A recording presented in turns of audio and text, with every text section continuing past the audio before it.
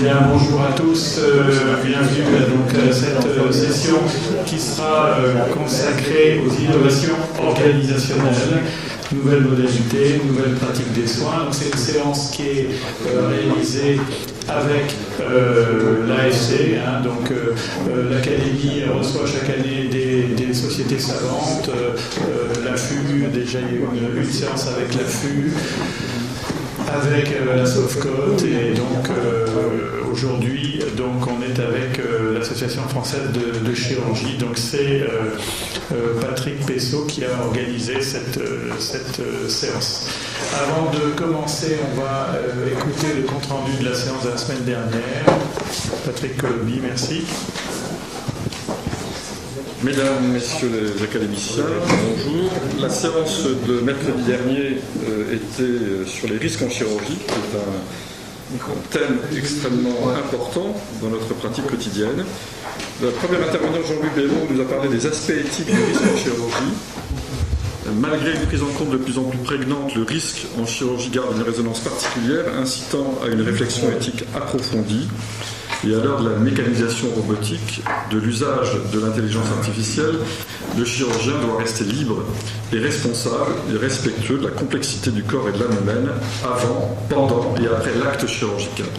Il doit être prudent au sens de la phronésis du grand Aristote, qui est une disposition accompagnée de raison, juste, tournée vers l'action et concernant ce qui est bien et mal pour l'homme. Sans oublier la devise de l'Académie, Concilio Manuque, par l'habilité de la main.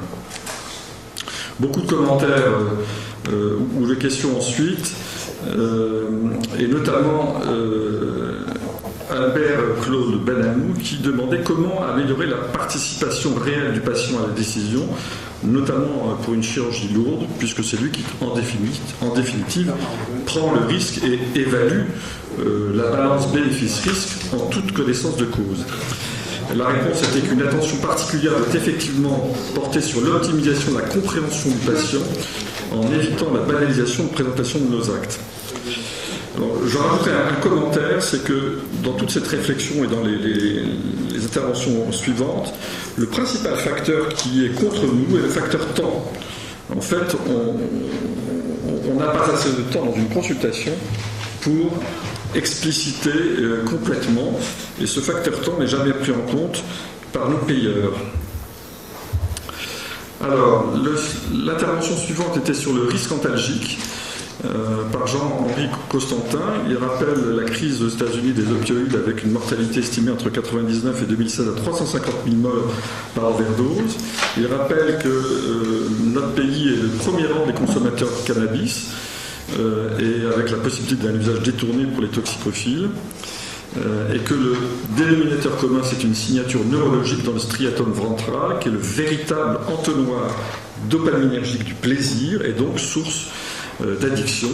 Et cette puissance de l'effet de dépendance est majorée du fait que ces pro-médicaments deviennent des pro-drogues à l'image du THC, et donc la plus grande vigilance est recommandée lors de leur prescription.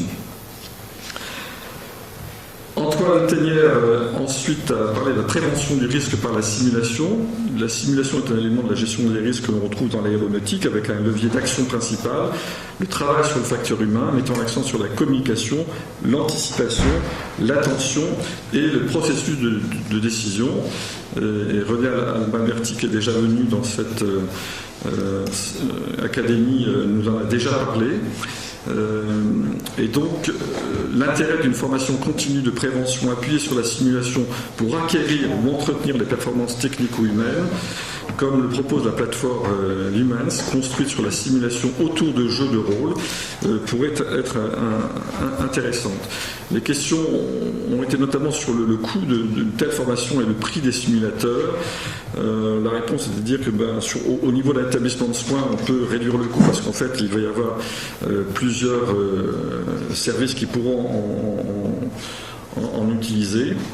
Et Pierre Joannet demandait si tout nouveau produit compris dans la consommation courante est maintenant développé avec un outil d'apprentissage virtuel. La réponse est oui, c'est le concept du jeu sérieux développé par les industriels avec une traçabilité de l'accès en ligne pour la formation. Le risque nosocomial a été abordé ensuite par Lionel Collet. On sait qu'en France, en 2018, 5% des patients hospitalisés ont présenté au moins une infection associée aux soins, la nouvelle terminologie utilisée, et que la loi du 4 mars 2002 et celle du 30 décembre 2002 ont posé les fondements juridiques de l'indemnisation du patient suite à une telle infection. En fait, il y a un vide juridique sur la définition des infections nosocomiales et associées aux soins, d'où la place à la jurisprudence du Conseil d'État et le rôle important de l'expert dans ces problèmes d'infection aux soins, où on va rechercher une relation causale entre l'infection et le soin. Didier Leget nous a parlé ensuite de l'évolution du risque médico-légal en chirurgie. Il nous a rappelé que Hippocrate était le premier qui a parlé de risque médico-légal et de la nécessité d'une information. L'arrêt Mercier en 1936 initie le principe d'un contrat de soins repris dans le premier code de déontologie de 1949 qui assoit juridiquement les principes de moralité, dévouement, probité, efficience et indépendance du médecin. C'est l'arrêt Edouard en 1997 qui inverse la charge de la preuve de l'information.